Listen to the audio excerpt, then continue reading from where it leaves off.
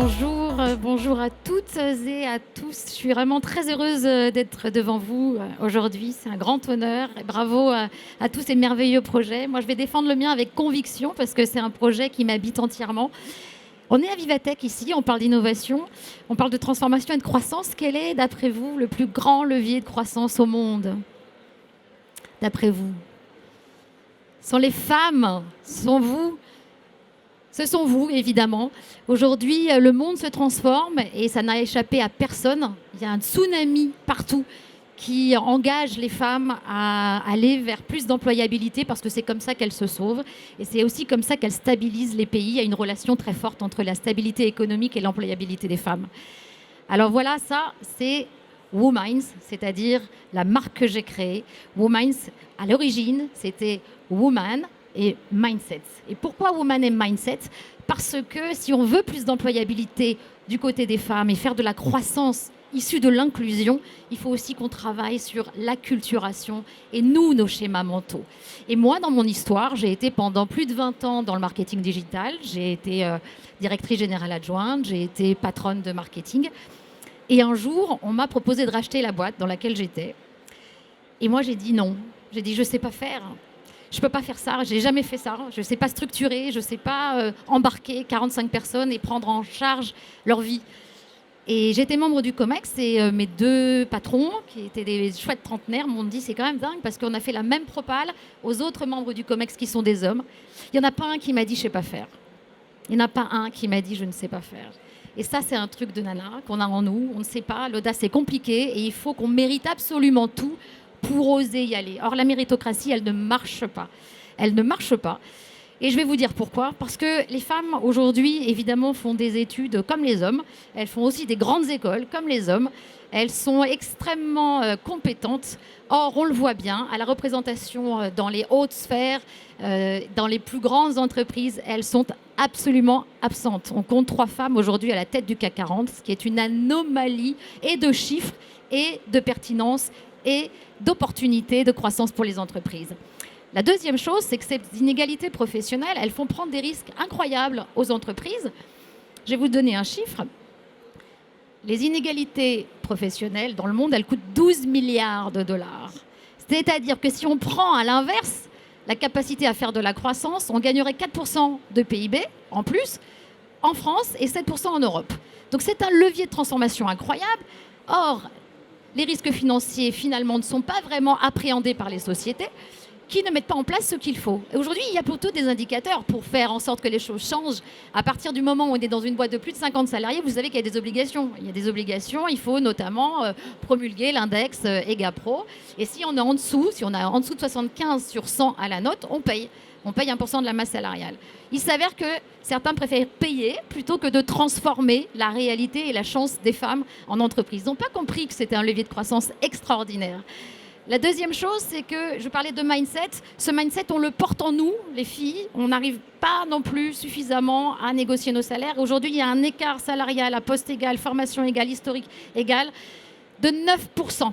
9% qui ne s'explique pas, c'est-à-dire qu'il ne s'explique que parce qu'on a dans nos têtes des schémas mentaux qui font qu'on s'empêche, et nous, d'aller les chercher, et les patrons de driver des transformations importantes. Donc cette culture d'entreprise, elle a un impact sur notre capacité financière, évidemment, mais elle a également un impact sur la culture. C'est-à-dire que quand on est dans une culture sexiste, par exemple, est-ce qu'on va oser parler, demander un poste, grandir, croître? Probablement pas. Quand on est jugé sur un âge, des apparences physiques, probablement pas. Quand on fait des remarques sur la parentalité, on part trop tôt. Moi, j'ai été dans une SS2I. À 20h, je demandais à partir. Mon bébé, j'étais famille monoparentale, je demandais à partir. Et on m'a dit, mais tu prends ton après-midi? Et il était 20h. Je vous parle d'un truc qui a 18 ans, ça a changé. La jeunesse, elle a changé. Elle revendique autre chose en termes d'égalité et d'équilibre de vie pro et perso. Mais néanmoins. Et puis cette culture d'entreprise, elle a également un impact sur ce plafond de verre. On ne sait pas où passent les femmes à un moment donné. Donc elles croient. Et puis 40% de cadres, 13% de dirigeantes, elles ont disparu. Voilà, elles disparaissent. Pourquoi? Parce que, alors soit il y a un problème de tuyaux percés et elles s'en vont, soit effectivement, il y a cette barrière qui fait qu'elles n'avancent plus. Donc c'est dans nos mains aujourd'hui. Et ce que je propose, moi, c'est d'aider l'entreprise à se transformer. Ce que je veux créer avec Women Gender Tech, c'est le RGPD de l'égalité, la mise en conformité des politiques égalitaires pour proposer le premier score d'égalité professionnelle en France. Quand je dis le premier score d'égalité professionnelle, évidemment, vous allez me dire, mais il en existe plein. Il y a des baromètres, il y a des index, il y a tout un tas de trucs. Mais il n'y a rien aujourd'hui qui fasse le lien entre tout ce que je viens de vous expliquer, c'est-à-dire 5 fondements juridiques qui, pour moi, ont un impact très très fort sur les égalités de traitement entre les hommes et les femmes. La première chose, c'est la non-discrimination à l'embauche. La seconde qu'on va observer, c'est évidemment tout ce dont on a parlé là ce matin ensemble, la parentalité. Quel est l'impact de la parentalité chez les hommes, chez les femmes, chez les non-binaires? À quel point ça impacte leur carrière? Et on a vu avec le Covid, malheureusement, une génération de retard maintenant, puisque les femmes ont porté bien plus que les messieurs les objets de parentalité au travail. Donc on va observer ça. Également les aidants. Il y a 12 millions d'aidants en France, un salarié sur 5. Je suis aidante, je sais ce que c'est. C'est 85% des femmes qui portent ce rôle-là d'aidant et qui ont un impact immédiat et absolu dans la carrière qu'elles ont. Donc on va regarder également les aidants. On va également regarder évidemment l'égalité salariale. Évidemment l'égalité salariale, puisque sans finance, on ne change pas notre vie. Et enfin, l'impact du sexisme ordinaire et des violences sexistes et sexuelles au sein de l'entreprise. Ça fait 5 obligations légales. Elles n'existent nulle part de manière harmonisée. Elles existent de manière atomisée. Donc une entreprise, elle ne peut pas faire le lien avec tout ça. Dans le cockpit, finalement, des politiques égalitaires que je propose, vous allez tout retrouver. Les indications, et puis se rendre compte également qu'une entreprise, quand elle agit là-dessus, elle s'engage pour réussir les objectifs de développement durable des Nations Unies à l'agenda 2030. 5 objectifs, numéros 5, 8 et 10. On parle d'égalité des sexes et de réduction des inégalités. Comment est-ce que ça va se passer? C'est des questionnaires Quanticali. L'idée, c'est de mesurer l'impact de ce qui est fait. C'est-à-dire que quand on agit avec des politiques RH, mais qu'on ne mesure pas l'impact du côté de la perception, c'est-à-dire qu'est-ce qu'en ont pensé les salariés, alors on ne peut pas travailler sur l'optimisation de ces politiques. Et l'important, c'était de pouvoir récupérer la perception même des premiers concernés, c'est-à-dire les hommes et les femmes salariés. Donc, des questionnaires Quali-Quanti en ligne, une structuration de ces données, puisqu'il va falloir leur donner du sens, pour qu'ensuite, nous puissions créer un score. Donc, un score qui va observer tout ce dont je vous ai parlé. Et puis, évidemment, les risques. Et à travers des radars, on va pouvoir comparer, mesurer, historiser là où on a avancé, là où on a perdu des points.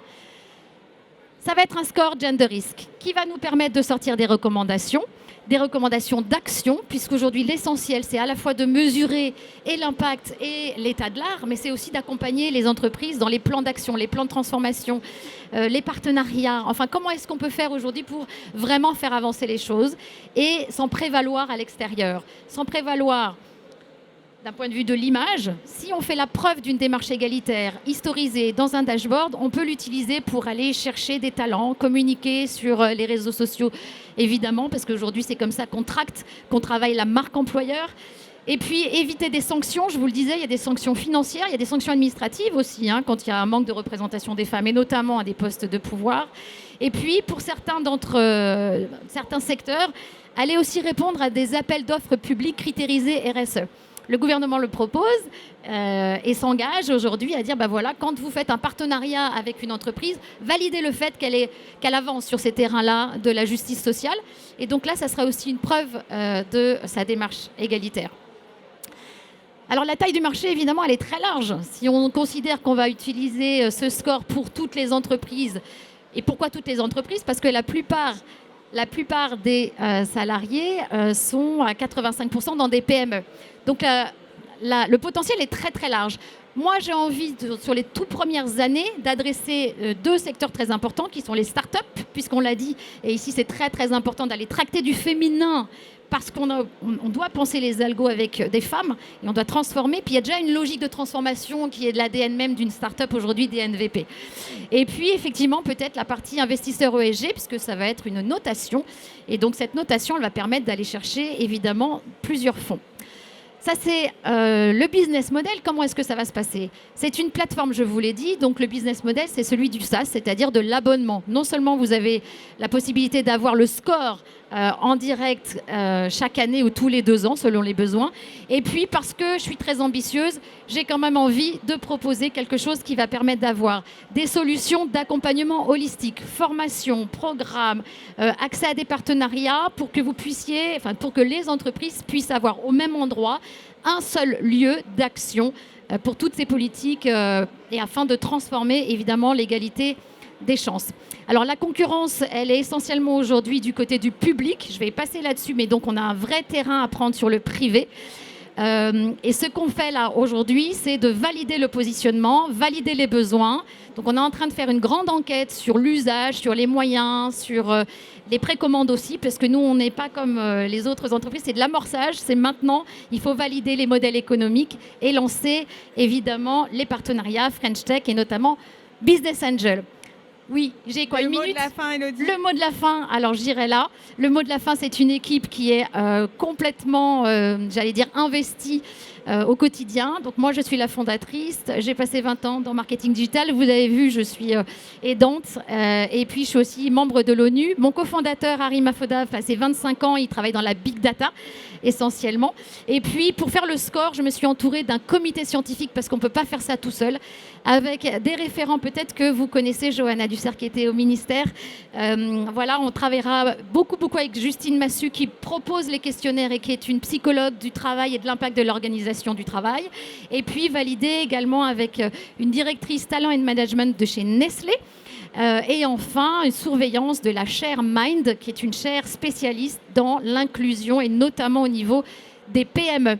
Voilà pour ce qui est de WoMind. Je vous remercie infiniment. N'oublions pas que dans les transitions numériques, on peut également réussir la transition égalitaire. Donc, je compte sur les grandes marques, les grands groupes et les médias pour nous aider à mener à bien cette mission. Merci beaucoup.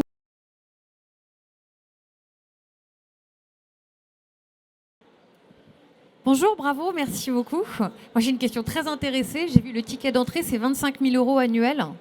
Alors, si c'est un très, très grand groupe, c'est-à-dire Voilà. qu'aujourd'hui, l'essentiel du marché de l'emploi, c'est plutôt les PME. Donc, ça va être TPE, PME. Une TPE, elle ne va rien payer du tout.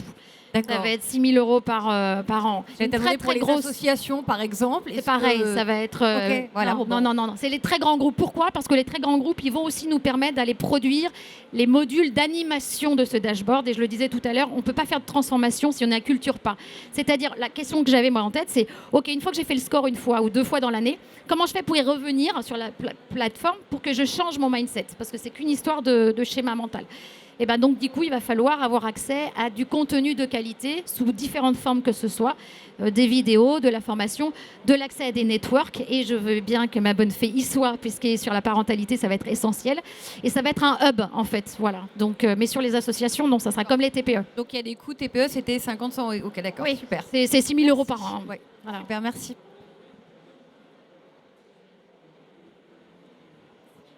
Est-ce qu'il y a une autre question ? Merci pour cette présentation. Moi, j'avais une question sur vos leviers de développement. Vous avez montré tout à l'heure effectivement les différents leviers que vous comptez utiliser.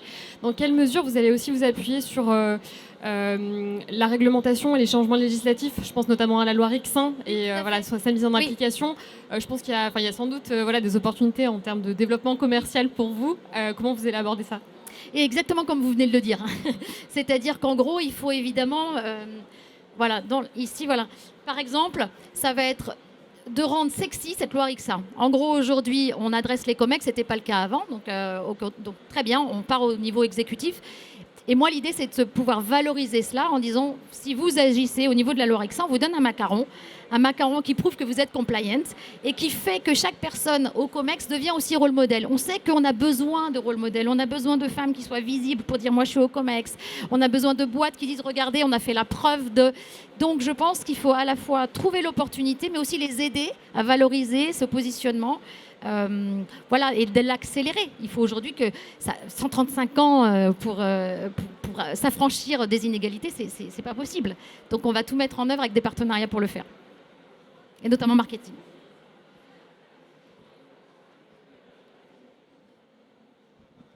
Merci beaucoup, Élodie. Effectivement, il faut qu'on parle. Euh, sur la partie dans le contenu même, donc de ce que je comprends, tu as une partie qui s'adresse en fait aux équipes RH où voilà, il y a des choses à remplir, et puis une partie peut-être aux salariés. Très grosse, c'est la plus grosse partie. Voilà. C'est la plus grosse partie. Comment tu vas, parce que c'est souvent tout l'enjeu, comment tu vas t'assurer qu'il y a aussi une implication et en tout cas une adoption par les salariés sur tous ces sujets? Quel levier tu veux utiliser? Alors, on va y aller step by step. Donc, le premier step, moi, je fais pas mal de conférences. Donc, l'idée, c'est déjà de donner du sens à ce travail. C'est-à-dire que si jamais ils reçoivent des questionnaires, ça fait un énième questionnaire, parce que je sais qu'à force de les interroger, ils me disent, oh là là, toute l'année, on fait des questionnaires et c'est très relou. Et voilà. Donc, il faut expliquer pourquoi. Pourquoi est-ce que ça va être important pour eux? Pourquoi est-ce qu'on va regarder des items qui ne sont pas regardés en général? Pourquoi est-ce qu'on va pouvoir faire des corrélations qui ne sont pas faites non plus en général? Donc donner du sens. Donc moi je pense que si on adresse avec des conférences au départ, des ateliers, voilà, on va leur dire que c'est bon pour eux et ils vont, j'espère, pouvoir le faire. Après, il y a le rôle quand même de Justine Massu, qui est donc spécialiste en organisation du travail. Et elle a pensé les questions pour que ça soit pas trop long, donc, mais dense, mais pas trop long. Donc ça aussi, c'était au moins s'assurer que ça ne prendra pas plus de 20 minutes. Voilà, c'est deux aspects, le côté intérêt et le côté pratique temps passé. Et après, ça va être comme, on va apprendre comme pour n'importe quel, c'est-à-dire à partir de combien est-ce que c'est valable et à partir de quand ça l'est pas, quoi. Alors, moi, j'ai des questions sur le fonctionnement justement de l'étude. Est-ce que le questionnaire, il est envoyé une fois par an? Est-ce qu'il est plusieurs fois par an? Est-ce que vous avez des codes d'alerte pour les entreprises s'il y a vraiment une remarque ou un questionnaire qui est très mauvais? Oui. Je vais te le montrer, je ne sais pas comment on fait à l'arrière. Donc, j'ai juste mis un slide.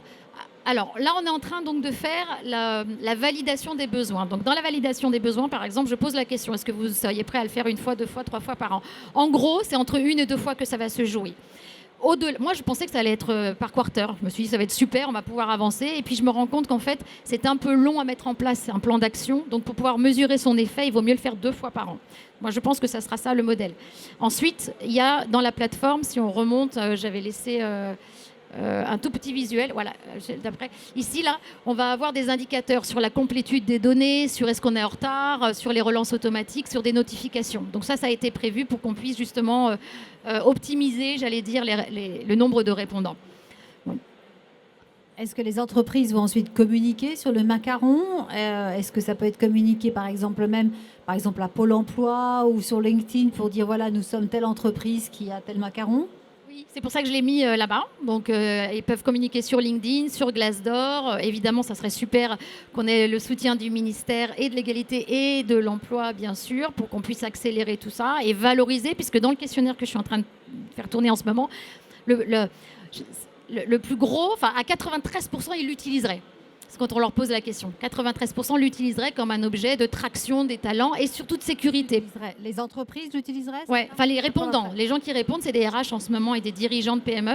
Ils disent à 93%, on l'utiliserait. Si on l'avait demain, on l'utiliserait pour communiquer sur nos réseaux sociaux ou auprès des services quand ils postent par exemple une offre d'emploi. C'est comme s'il y avait une validation que qu'il y a un environnement avec une protection, sécurité, égalité, qui fait que ce job, il vous assure d'être bien traité, ou en tout cas, qui est la volonté de mieux faire. Je ne veux pas dire qu'ils ne vont pas y arriver demain, mais avec la volonté de mieux faire. Et dernière question, moi, je n'ai pas très bien compris le modèle économique, c'est-à-dire pour une PME, parce qu'on s'est rendu compte que les index, ça fonctionne bien pour les grands groupes, oui, là où il y a un vide, voilà, c'est vraiment pour les PME. Voilà. Mais combien ça coûte à une PME? Vous avez 10 personnes dans votre ou 15 personnes. Ça coûte 6 000 € par an. Et c'est pas trop cher pour une PME, ça? J'espère pas. J'espère que quand elle aura le score de foi, qu'il y aura toute la communication autour, que nous, on va leur donner des facilités, par exemple avec de la production de contenu, que dans la plateforme, on va avoir aussi la possibilité de filmer le patron qui va lui s'engager pour dire pourquoi, il va l'utiliser lui-même pour promouvoir à l'extérieur. On va faire beaucoup de choses pour accélérer parce que, tu as raison, c'est les PME... En tout cas, c'est les PME qui ont un problème aujourd'hui, et de temps, et d'expertise métier, et de moyens pour mettre en place tout ça. Donc, on va leur faciliter la vie un maximum. Oui, ma question est un peu complémentaire avec celles qui viennent d'être posées. Tout d'abord, au sein du ministère pour l'égalité entre les femmes et les hommes, on sera très très attentif à votre initiative. On est très friands de tout ce que vous pouvez développer. Moi, je suis plus particulièrement en charge du label Égalité. Je viendrai vous voir tout de suite. Oui, voilà.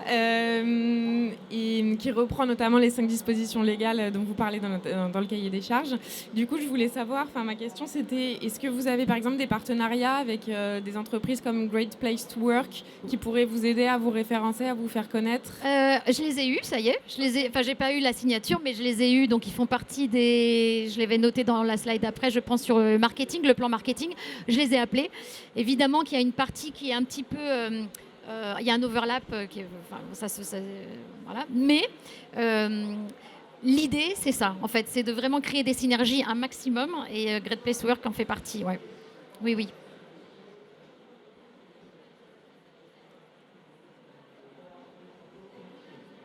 Est-ce que j'ai été claire? Est-ce que vous achèteriez demain le score chez AXA?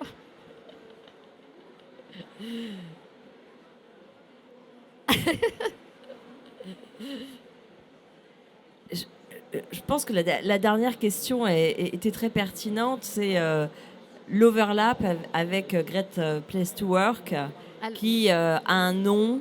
Ouais. Et sur lequel déjà des grandes entreprises en fait se comparent. Hein. Oui, c'est Mais sûr. Je pense que ce que vous voulez faire, c'est pas tant viser des grosses structures, mais d'aller attaquer le middle market.